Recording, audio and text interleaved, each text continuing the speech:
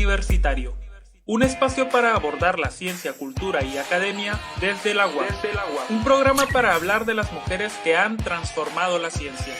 Tesis UAPs, breves historias, comentarios sustentables, entrevistas, astronomía, investigación en tiempos de pandemia, flora y fauna, recomendaciones literarias, recomendaciones cinematográficas. Con esto y mucho más, comenzamos.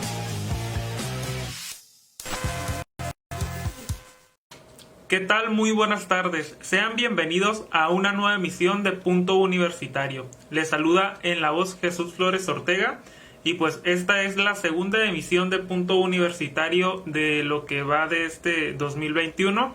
Y bueno, les comento que nos pueden sintonizar por el 1180 de amplitud modulada, en radio por internet en mixlr.com/Radio UAPs y en Facebook Live en la página de comunicación Radio UAPs.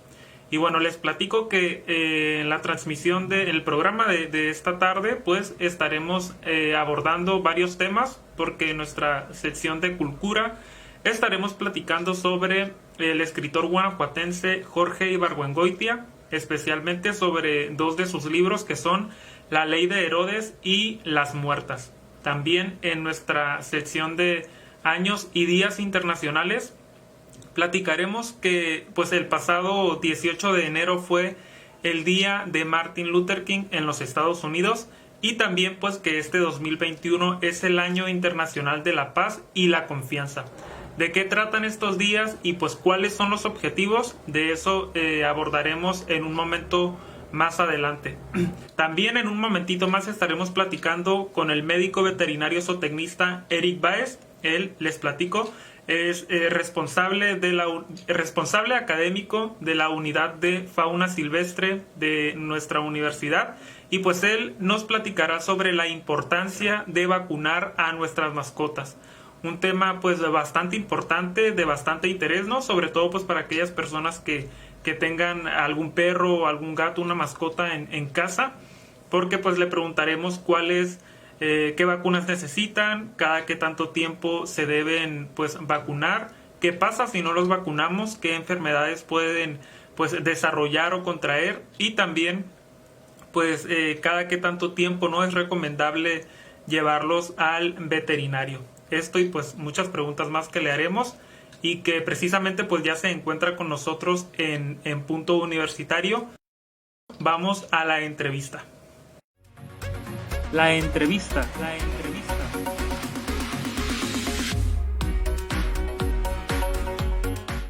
Bien, y estamos de regreso en Punto Universitario, y ahora platicaremos un poco con el médico veterinario zootecnista Eric Báez. Él es responsable de la unidad de fauna silvestre de la UAPs. Y bueno, primero que nada, veterinario, pues bienvenido a Punto Universitario y gracias por tomarnos la llamada. ¿Qué tal? Muy buenas tardes, Maverick. Con todo gusto. Gracias. Bueno, pues sobre este tema, para entrar un poco en contexto, no sé si nos podría explicar qué son las vacunas para nuestras mascotas. Ok, bueno, las vacunas en general, en medicina veterinaria tenemos de dos tipos, ¿no? Un tipo de varias formas, ¿no? Varias vacunas, pero principalmente tenemos vacunas del tipo viral y las vacunas del tipo bacteriana. ¿Sí? Las bacterianas se denominan bacterinas y el resto son vacunas como tal, ¿no? Vacunas virales. Entonces, actualmente hay otro tipo de vacunas un poquito ya más, más modernas, con una tecnología más específica, en el sentido de que ya antiguamente se utilizaban algunos virus que estaban inactivados o bien estaban muertos. Actualmente hay otro tipo de vacunas que inclusive solamente una parte o la fracción que reconoce el agente que está siendo inmunizado para contrarrestarla, ¿no? O sea, para generar la inmunidad solamente necesitamos una fracción proteica de la cápside, que es la cápside, es lo que envuelve al virus, para que sea reconocido y así genere una respuesta inmune, ¿no? Entonces, en general, una vacuna, de una manera menos técnica, es un agente que tenemos nosotros para proteger a nuestras mascotas ante enfermedades. Ok, excelente. Ahora, ¿por qué es importante el vacunar a nuestras mascotas, ¿no? Que, bueno, entendiendo por mascotas a perros y a gatos, que es lo más común, por llamarlo de alguna manera, que tenemos en nuestras casas. Las vacunas en el caso de animales domésticos, como lo que estás mencionando, tienen mucha importancia, ¿no? Mucha relevancia. Una, obviamente tiene que ver directamente con la salud de nuestra propia mascota. Y dos, también con la salud de nosotros, porque hay muchas vacunas, por ejemplo, te cito la vacuna de rabia. La vacuna de rabia es sumamente importante, ¿no? Tanto para nuestras mascotas como para nosotros, ¿no? Entonces, de alguna manera u otra, estamos protegiendo a nuestra mascota, pero también nos estamos protegiendo a nosotros.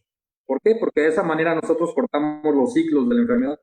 De esa manera es menos probable que nosotros nos enfermemos o que nos llegamos a contagiar de una enfermedad viral como la rabia.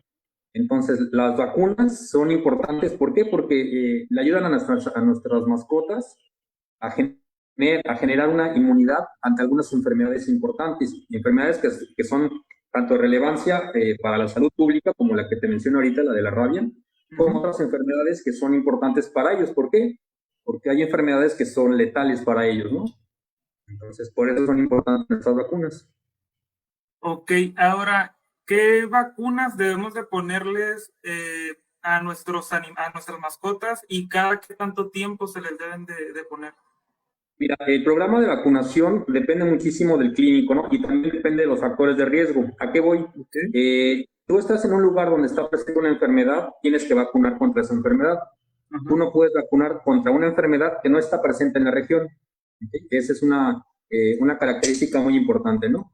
Entonces, dependiendo de lo que ustedes o de los factores de riesgo que tenga nuestra mascota, pero por lo general tenemos un esquema de vacunación pues más o menos estandarizado entre los médicos. Y hay algunos médicos que tienen algunas variaciones en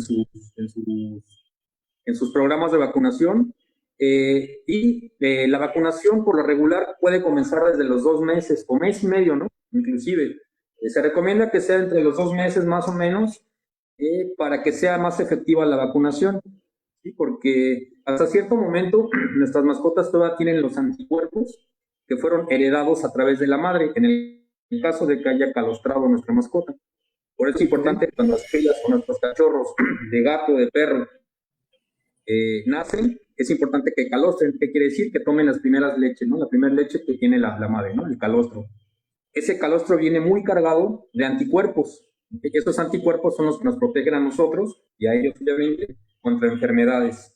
Entonces, hay un momento en el que todavía estos anticuerpos están presentes, los anticuerpos maternos. Por eso se recomienda que el calendario de vacunación comience más o menos a partir de los 2 meses, que es cuando los títulos de anticuerpos maternos van para abajo. Por eso es importante vacunarlos en ese rango de edad. Las vacunas, aquí las vacunas, principalmente por las enfermedades, en el caso de los gatos, pues tenemos enfermedades virales como la panleucopenia, tenemos el calicivirus, tenemos rinotraqueitis, tenemos leucemia. Esas son las vacunas principales que debemos de considerar nosotros en un calendario de cachorro de nuestros animales. Y posteriormente, estas vacunas, el calendario, te digo, a lo mejor no es tan relevante que te diga qué vacunas son las que tenemos que poner, porque hay ciertas variaciones. Pero lo que sí es importante que te menciones son esas enfermedades, al menos para gatos. Esas son las que nosotros utilizaríamos para gatos.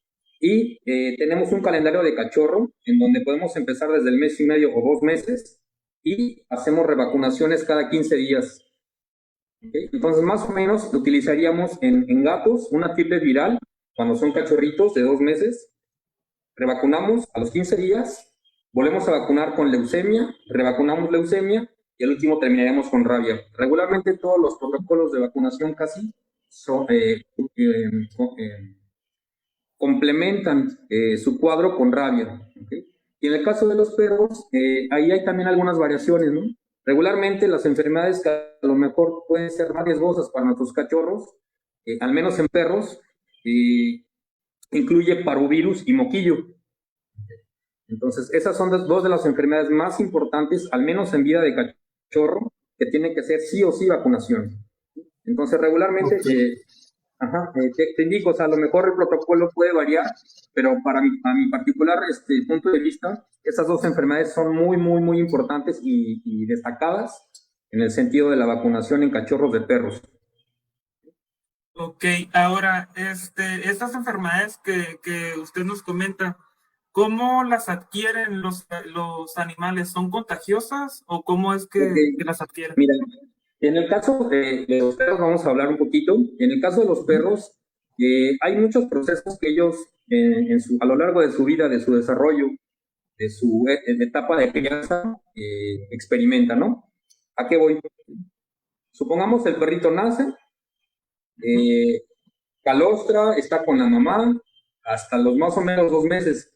Antiguamente los perritos se daban ya hasta los 4 meses, pero actualmente desde los 2 meses, hasta inclusive algunos criadores desde mes y medio ya dan a los cachorros, ¿no? Entonces, bueno, para empezar, ese cambio de vida que tienen los animalitos de estar con su mamá, con su familia, con sus hermanos, cambia de manera drástica. ¿Okay? Entonces, ese cambio en el ambiente, ese cambio en el entorno, provoca un grado de estrés. ¿Okay? Entonces, ese estrés lo que tiene como la consecuencia que tiene es que el sistema inmune también se vea comprometido. ¿Okay? Entonces, es un animalito que está estresado, que está cambiando de entorno, que está cambiando de dieta, que está estresado. Entonces, su sistema inmune también se ve afectado. Entonces, si existiera alguna enfermedad en campo me refiero, si en el transcurso de que tú te llevas al perro a otro lado, puede adquirirlo. Nosotros podemos llegar a también ser omites de estas enfermedades si no tenemos una buena higiene. Por ejemplo, si nosotros vamos a un lugar donde hay perros y pisamos alguna excreta, nosotros podemos llegar a transportar la enfermedad así. O inclusive también hay mucha gente que ya por la tenancia que tiene de tener a su cachorro, se desespera y lo saca antes de vacunarlo. Entonces, cuando estos perritos salen al parque, pues eventualmente no hay un control de qué perros están visitando el parque, ¿no? Pueden ser perros sanos, pueden ser perros enfermos. Entonces, esa forma de contagio es viable también. Entonces, por eso no se recomienda que en el caso de los perritos, al menos tiene que completar su esquema de vacunación de cachorro, al menos. ¿Ok? Para de esa manera disminuir el riesgo. Aunque existen enfermedades, por ejemplo, moquillo, en el caso de estos animalitos de los perros de moquillo, es una enfermedad que no solamente se presenta en cachorros, hay más probabilidad que los cachorros la presenten, pero también en adultos también puede presentarse. Entonces, el esquema de vacunación tiene que ser anual, después de la etapa de cachorro, cada año se puede revacunar. ¿Okay? Y en el caso de las bacterinas que te mencionaba, una de las enfermedades más comunes es leptospiras. ¿Okay? Y, Ok. y bordetela, perdón. Ajá. No, por ejemplo, en el caso de estas vacunas, todos los perros o gatos en general, ¿deben de llevar las mismas vacunas o esto depende de la raza o del estilo de vida que tengan? Pues mira, en el caso hay cierta predilección, o sea, hay estudios acerca de predilección, acerca de ciertas razas, inclusive de ciertos colores, pero aquí más bien las vacunas se aplican dependiendo de las enfermedades que se tienen presentes en el lugar. ¿Okay? Es probable que a lo mejor en la Ciudad de México o a lo mejor en, no sé, en Japón o en otro lado del mundo existan enfermedades más comunes. Entonces, normalmente nosotros vacunamos dependiendo de las enfermedades que tenemos presentes en el lugar. Como comenzábamos en la apertura de la entrevista, te mencionaba, tú no puedes vacunar un animal en donde tú no puedes vacunar a un animal si no tiene presente la enfermedad la región. Eso es por norma, ¿no? O sea, no se puede vacunar animales en donde no hay enfermedades presentes. Por ejemplo, si nosotros, aquí existe la enfermedad de moquillo, podemos Ujú. vacunar, pero si no existiera, sería incorrecto vacunar con algo en donde no está presente la enfermedad. Ok. Entonces, por eso depende del lugar en donde se esté, las vacunas que se utilizan. Insisto, existen algunas vacunas que sí son como estandarizadas en el sentido de que, al menos en mi conocimiento de Ciudad de México Guadalajara, son vacunas muy similares, ¿no? Y las que te mencionaba esas eran. Ok, excelente. Ahora, hoy en día es muy común, ¿no? Por ejemplo, adoptar a perros o a gatos de la calle. Pero a veces pues uno ignora, ¿no? Si tienen alguna vacuna o si tienen algún padecimiento. ¿Qué es lo recomendable en este caso que podemos hacer cuando queremos adoptar a un animal de la calle? Ok, mira, aquí por ejemplo hay varias circunstancias que hay que considerar, ¿no? Eh, ya sea que el perro ha sido adoptado anteriormente, porque a veces hay personas que son como receptores temporales, ¿no? Agarran al cachorrito y le tratan de buscar algún dueño. Entonces, de todas maneras, aquí por sugerencia, primero tiene que ir a una revisión médica, ¿no?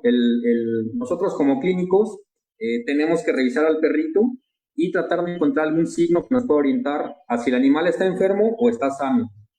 Okay. Entonces, primero se hace un examen clínico para ver qué características tiene nuestro perrito, el perrito en estudio, y de alguna manera tratar en el caso de, no sé, a lo mejor si viene con parásitos, tratar de desparasitar, ¿no? En el caso de las enfermedades virales, aquí el problema que viene es que muchas veces tienen un tiempo de incubación. ¿Qué quiere decir? Que a lo mejor el perro el día uno llega a nuestro consultorio y aparentemente está sano.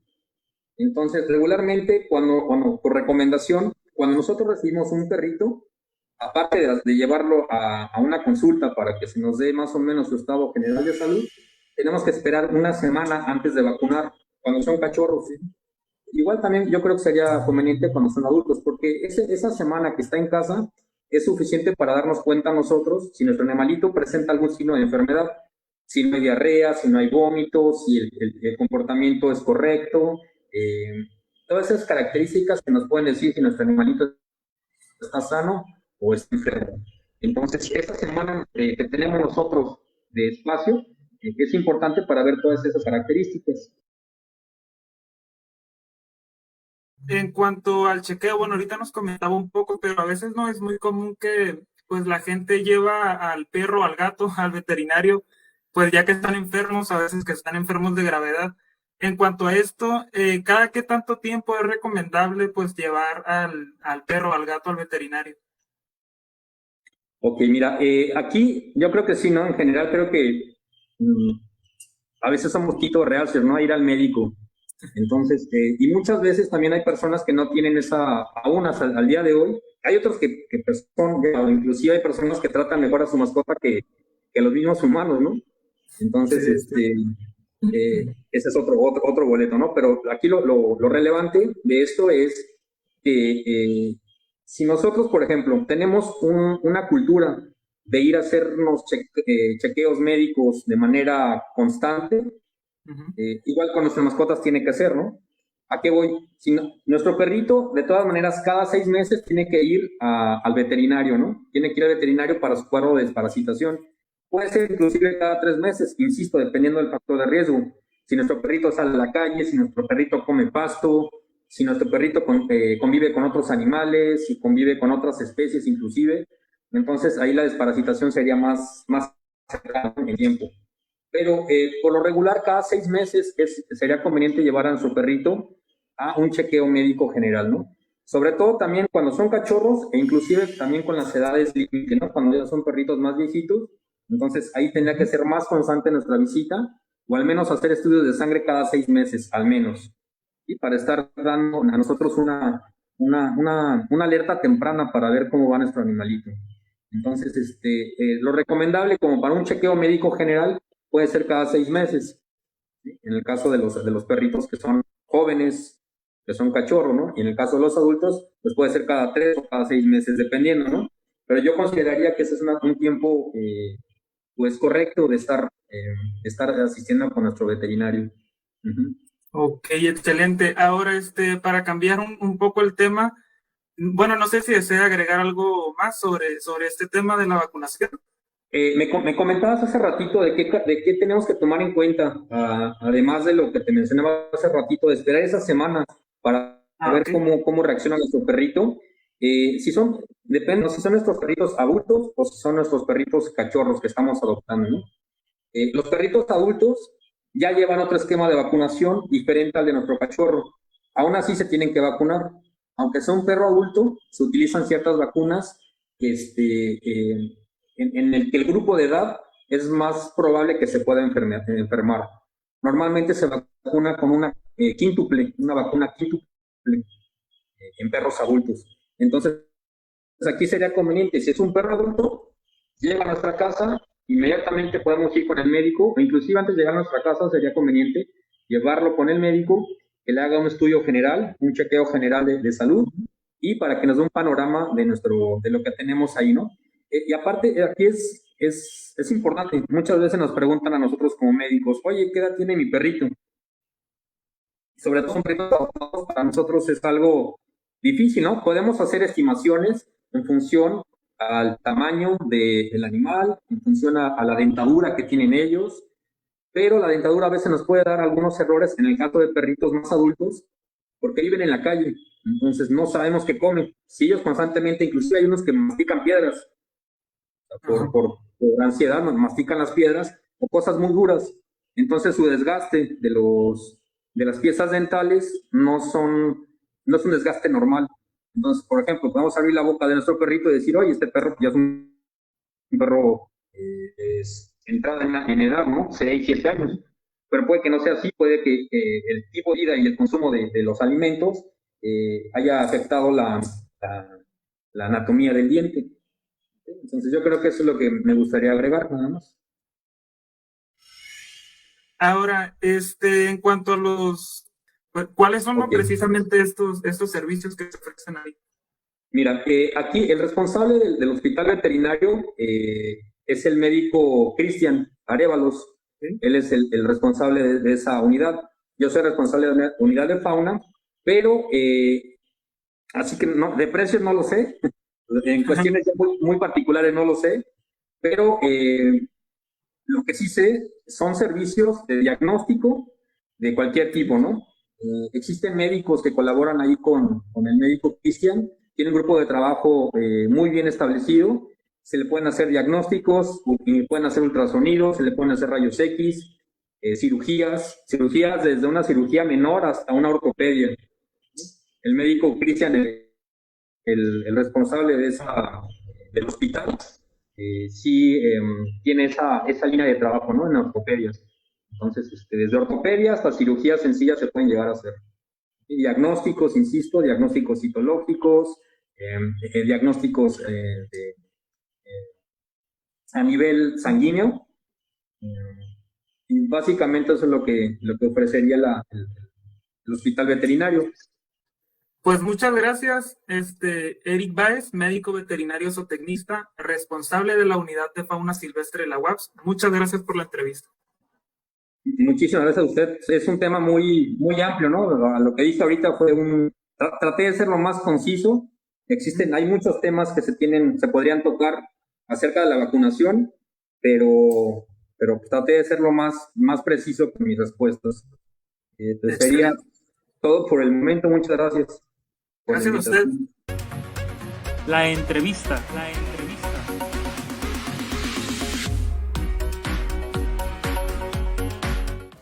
Bueno, pues este fue el tema de la entrevista de esta tarde, la importancia de vacunar a nuestras mascotas, con el médico veterinario zootecnista Eric Báez, responsable académico de la unidad de fauna silvestre de la UAPS. Y pues también nos comentaba un poco sobre los servicios que se ofrecen en el hospital veterinario de la UAPS, que en este momento pues por el tema de la contingencia no está abierto al público, pero que ya llegará el momento en pues que pueda seguir ofreciendo sus servicios, ¿no? Con normalidad. Y bueno, pues nosotros continuamos con más de Punto Universitario. Colabora con Punto Universitario. Puedes participar con notas de divulgación de la ciencia, recomendaciones literarias o cinematográficas, historias de nuestro estado, comentarios sustentables, entre muchos temas más. ¡Queremos leerte! Para más información, envíanos un correo a puntouniversitariowapс@gmail.com. Encuéntranos en Facebook como Punto Universitario Suplemento WAPS. Y puedes consultar nuestros números anteriores en www.waps.mx/difusión/secciones/flip. Y recuerda que los miércoles son de ciencia, cultura y academia con punto universitario. Días internacionales.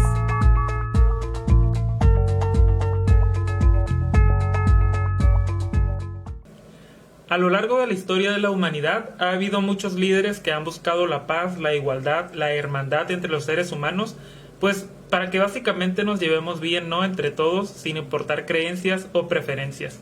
Qué bonito sería el mundo, ¿no?, si por un momento esto fuera posible o si fuera posible para la eternidad, pero pues hasta el momento, hasta la fecha, no lo es.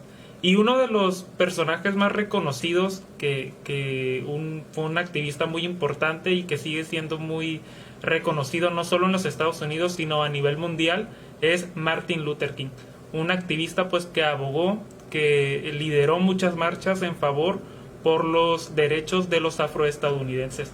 Precisamente el pasado 18 de enero fue su día en los Estados Unidos y escuchamos pues un poco más sobre su vida a continuación y de cómo se celebra también este día en aquel país.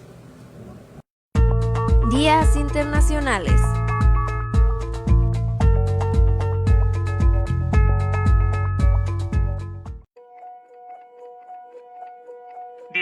De enero, Día de Martin Luther King. El pasado 18 de enero se celebró el Día de Martin Luther King, una fecha festiva en Estados Unidos que conmemora el nacimiento de uno de los principales activistas por los derechos civiles que estuvo a favor de la lucha no violenta para defender los derechos humanos de los ciudadanos afroamericanos y acabar con la discriminación racial. ¿Quién fue Martin Luther King?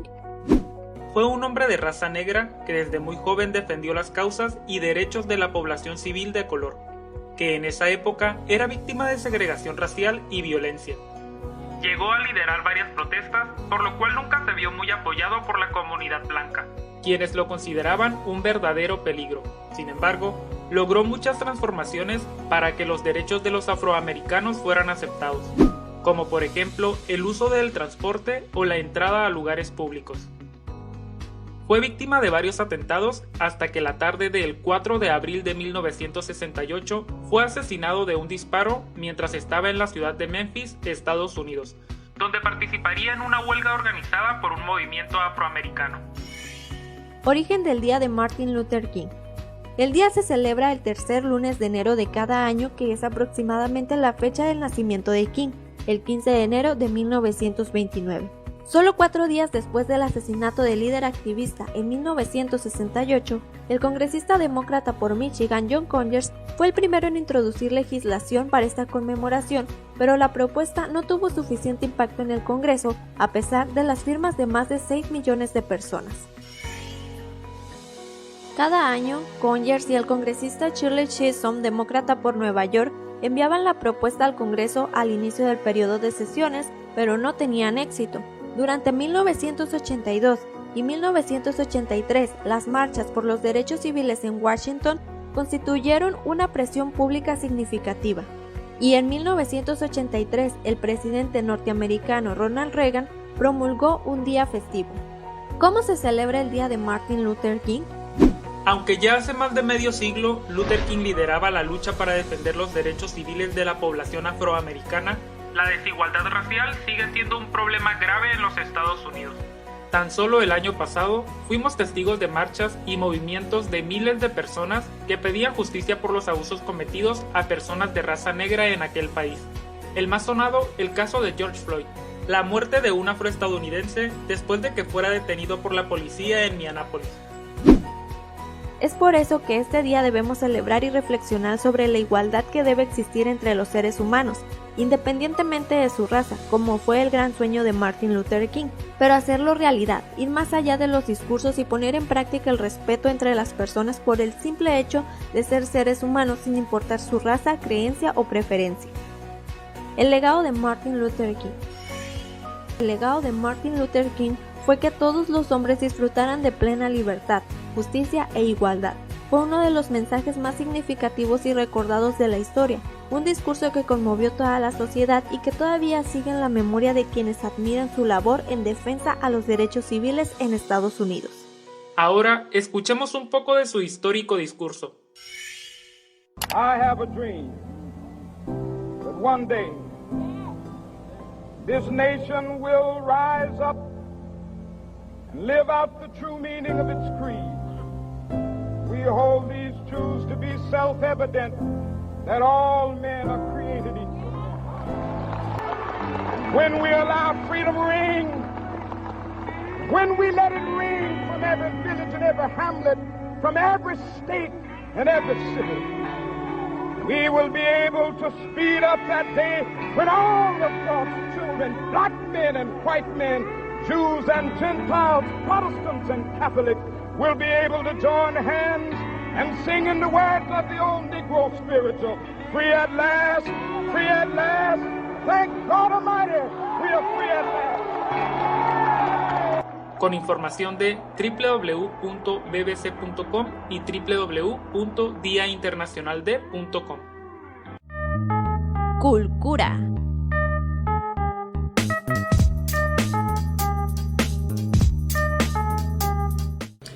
¿Han leído al escritor guanajuatense Jorge Ibargüengoitia?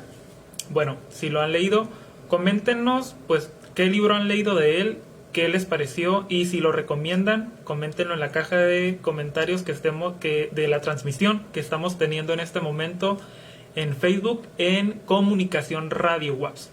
Y bueno, por mientras les platico que yo sí he leído uno de sus libros, fue de hecho de las primeras lecturas que hice. Este libro se llama Las Muertas. Bueno, es una novela reportaje. Esta novela pues narra un tanto la historia de las hermanas María y Delfina González Valenzuela, mejor conocida como las Poquianchis, que por allá de los años 40 o 50 en el estado de Guanajuato pues se dedicaban a prostituir jovencitas y a cometer unos actos atroces con ellas, y que pues se ve un tanto envuelta la corrupción por parte de las autoridades que permiten y que participan de cierta manera también en estos actos. Es un poco de lo que va la historia, no la voy a platicar toda tampoco para que ustedes pues lean el libro, busquen información sobre esto, porque es una historia muy interesante que pasó ya pues hace muchas décadas en nuestro país, pero que en su momento fue muy criticado y que por supuesto pues causó mucho repudio en la sociedad. También, por cierto, hay una película que se llama Las Poquianchis, que es protagonizada por Diana Bracho y María Rojo. Búsquenla también. Y bueno, yo les preguntaba que si han leído alguno de los libros del escritor guanajuatense Jorge Ibargüengoitia. Coméntenlo qué libro es, si lo recomiendan, qué les pareció, y pues todo lo que quieran platicarnos, ¿no?, de este libro. Y bueno, ahora vamos a escuchar un tanto de la historia o de la vida de este escritor, y también de una de sus novelas que se llama La Ley de Herodes. Cultura.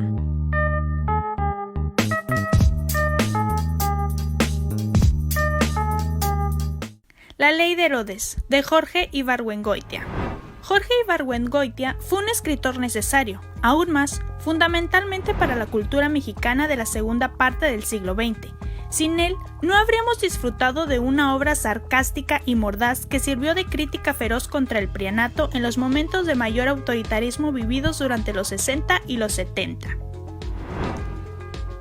Su muerte temprana a los 55 años de edad, a causa de un avionazo del vuelo 11 de Avianca, ocurrido el 11 de noviembre de 1983 en Mojarada del Campo, Madrid, donde también muriera la actriz mexicana Fanny Cano, dejó un espacio difícil de llenar. Jorge Ibargüengoitia Antillón nació en la ciudad de Guanajuato el 22 de enero de 1928, dedicando la mayor parte de su vida al periodismo y la literatura. Su humor lacerante e inteligente lo colocaron frente a los lectores como uno de los más socorridos y leídos, porque ejercía la crítica social y política de México, a pesar de los asedios y censura que padecía por parte de la homogénea del Partido Único. Estudió en la Facultad de Filosofía y Letras de la UNAM, fue becario del Centro Mexicano de Escritores, además de las fundaciones Rockefeller, Fairfield, Guggenheim. Su producción literaria abarca novela, cuento, teatro, artículos y narraciones para niños. La Ley de Herodes es un libro de cuentos publicado por primera vez en 1967 en la editorial Joaquín Mortiz. El título hace ilusión a la frase mexicana "es la ley de Herodes", o te ch***s o te jodes, y de donde Jorge Ibargüengoitia toma por pretexto para crear personajes humorísticos que viven frustrados de su realidad, y con ello contar historias que nos hacen soltar la carcajada o sonrisas constantes a lo largo del libro. El mismo escritor se coloca como ente narrativo, lo que le permite hacer una autocrítica a su vida, a su soberbia intelectual, su propia mezquinidad con los otros y a la falta de solidaridad, las mentiras y la total falta de respeto de sus compatriotas mexicanos. Gracias a este estilo bien construido y al humor negro que se ejerce en sus personajes, podemos tener la certeza de que nuestra lectura será amena y no soltaremos sus historias hasta haber concluido el libro. Una colaboración para Punto Universitario de Ramón Cuellar Márquez. Mujeres transformando la ciencia.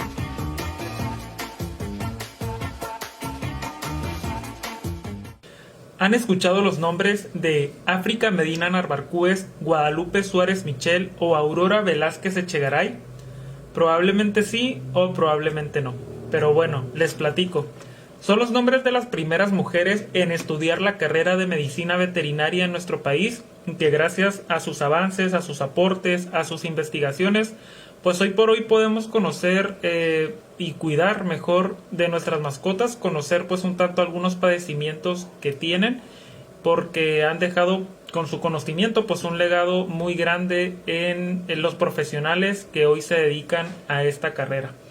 Y bueno, a continuación escuchemos un poco pues sobre el inicio, sobre la historia de la medicina veterinaria en México y también un tanto de la historia de estas mujeres, de estas investigadoras en el campo de la medicina veterinaria.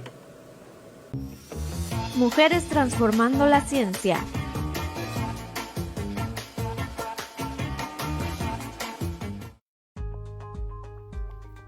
Mujeres transformando la ciencia. Pioneras de la medicina veterinaria y zootecnia en México. La medicina veterinaria y zootecnia en México se inició en 1853 en el entonces Colegio Nacional de Agricultura, institución que años más tarde cambiaría su nombre a Escuela Nacional de Medicina Veterinaria y Zootecnia. Entre las primeras estudiantes de medicina veterinaria y zootecnia se encuentran África Medina Narváez, Guadalupe Suárez Michel, Aurora Velázquez Echegaray y Ángeles Medina Narváez. De acuerdo con los datos históricos, se considera que la primera mujer que obtuvo el título de médico veterinario en México fue África Medina, con la tesis titulada Breves observaciones para fijar las constantes semáticas del perro en el Distrito Federal, en el año 1944. Cabe mencionar que África no cursó todos los estudios en México, sino solo una última parte de estos, puesto que ella inició sus estudios en España, por lo que se reconoce a Guadalupe Suárez como la primera mujer mexicana como médica veterinaria, por parte de la Escuela Nacional de Medicina Veterinaria y Zootecnia de la Universidad Nacional Autónoma de México, en 1945, con la tesis titulada Algunas consideraciones sobre triquinosis. Por su parte, Aurora Velázquez fue la tercera mujer titulada como médico veterinario, en 1946. Laboró como ayudante académico y posteriormente como docente en la Escuela Nacional de Medicina Veterinaria y Zootecnia, en la cual fue fundadora del Departamento de Virología e Inmunología, en donde realizó trabajos sobre aislamiento de agentes infecciosos, desarrollo de técnicas diagnósticas, evaluación de vacunas y otros productos biológicos, lo que fue fundamental en su momento para la erradicación de ciertas enfermedades en el país. Otra mujer pionera de la medicina veterinaria y zootecnia fue Ángeles Medina, quien fue la primera mujer en obtener el título de médico veterinario zootecnista en 1947. Se considera fundadora del Departamento de Histología en la Escuela Nacional de Medicina Veterinaria y Zootecnia. También fue catedrática de las asignaturas de Citología, Histología y Embriología en la hoy Facultad de Medicina Veterinaria y Zootecnia de la Universidad Nacional Autónoma de México. No podemos dejar de destacar los nombres de otras grandes mujeres en la rama que impulsaron su desarrollo, como Irma Guerrero Díaz, Yolanda de León Zarzosa, Graciela Gallegos Gómez, Ana María Frías Godoy, entre muchas otras. Grandes historias, vidas y avances a lo largo del desarrollo de la medicina veterinaria y que hoy en día es parte de que las mujeres ocupen un buen porcentaje en las matrículas de estas ramas, lo que destaca el compromiso de seguir dando a conocer sus inspiradoras historias. Una colaboración para Punto Universitario de Margarita Mendoza Cruz y Ariadna Ávila García.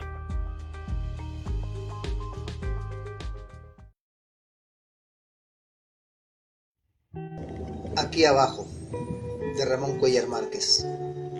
No es que sea un poema, se trata del mar. Muy ilusorio se nos volverá el sol, porque desde este fondo marino será una turbia melancolía de luz. Impávidos, sabremos que no era necesario llegar al cielo, sino a esta prisión de oleajes. Afuera, quién sabe qué pase, las playas tal vez fueron habitadas por una extensa malla de concreto. Aquí solo se agua y se habla alto. Escucha, no es que sea un poema, es el mar que lo acompaña rascándole las crestas. Oímos un barco que pasa, recordamos lo anfibio que somos. La tierra se para, asalta la nostalgia del regreso, allá, arriba.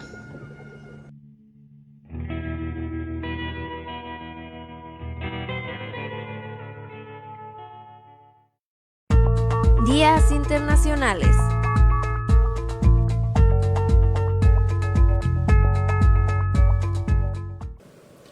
La celebración de los días o años internacionales tiene como objetivo sensibilizar al público en general sobre temas relacionados con los derechos humanos, el desarrollo sostenible, la salud, la educación, entre muchos otros.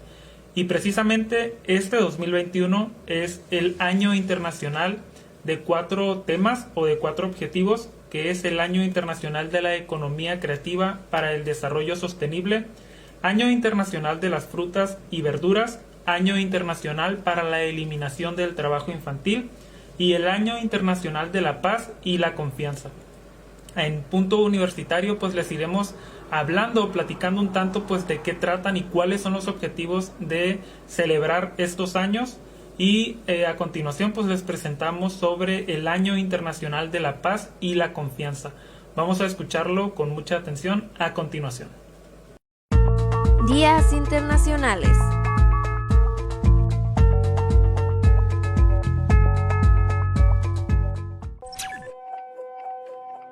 ...2021... Año Internacional de la Paz y la Confianza.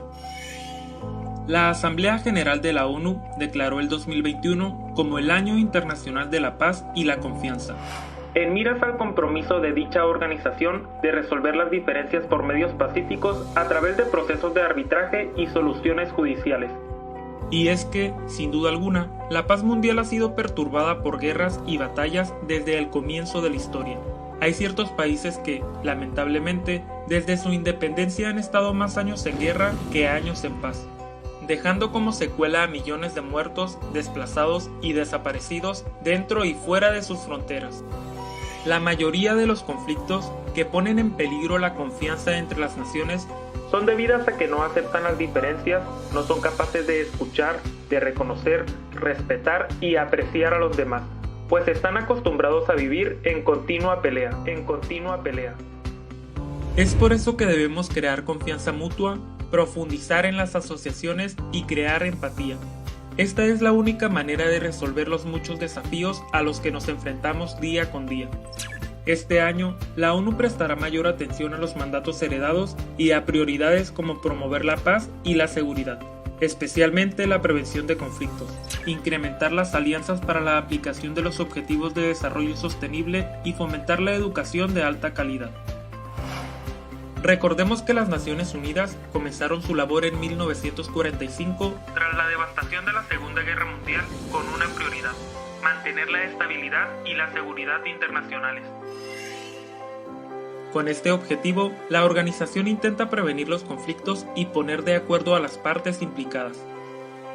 Las actividades de consolidación de la paz tienen por objetivo ayudar a los países y regiones en sus transiciones de la guerra a la calma, reducir el riesgo de un reinicio del conflicto y sentar las bases de una convivencia en confianza y un desarrollo duradero.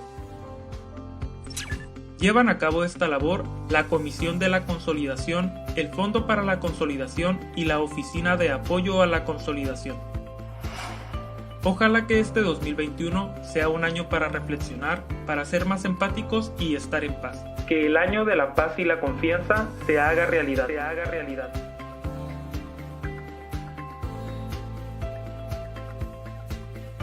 Con información de ONU, www.un.org y www.gndiario.com.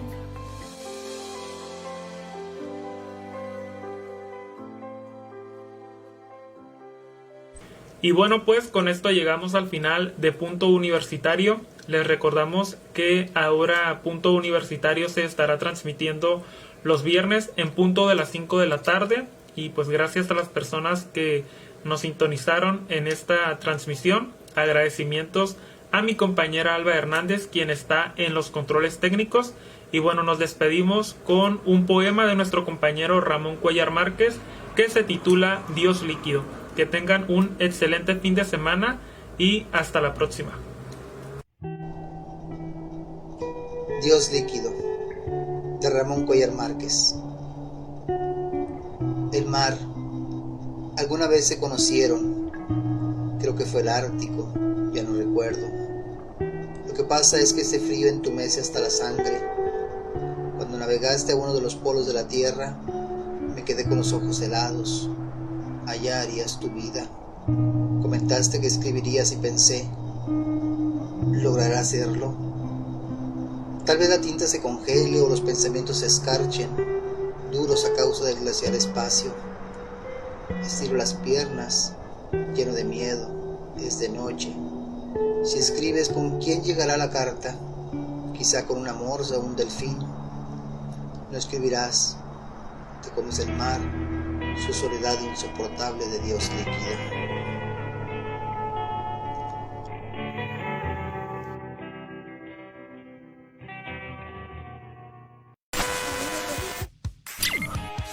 Gracias por sintonizar Punto Universitario. Te invitamos a que sigas disfrutando de la barra programática del 1180 de amplitud modulada y en radio por internet en mixlr.com/Radio UAS. Nos vemos y escuchamos en una nueva emisión para seguir abordando la ciencia, cultura y academia desde la UAS. Hasta la próxima.